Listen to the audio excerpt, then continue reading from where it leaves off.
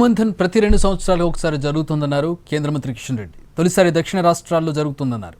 ఈసారి హైదరాబాద్లోని శిల్పకళా వేదికలో 21వ తేదీ నుంచి 4 రోజుల పాటు ఈవెంట్ జరగనున్నట్టు తెలిపారు. లోక్ మంథన్ భారతీయ సంస్కృతి ఏకత్వాన్ని చాటే కార్యక్రమం అన్నారు కిషన్ రెడ్డి. ఇతర దేశాల నుంచి కూడా ప్రతినిధులు పాల్గొనబోతున్నట్టు తెలిపారు. ఇది అంతర్జాతీయ సాంస్కృతిక మహోత్సవం కింద ఈసారి భాగ్యనగర్లో జరగనున్నటువంటి కార్యక్రమం. ఇది భారతీయ సంస్కృతికి సంబంధించినటువంటి ఏకత్వాన్ని చాటేటువంటి గొప్ప వేడుక ఈవెంటు ఇది.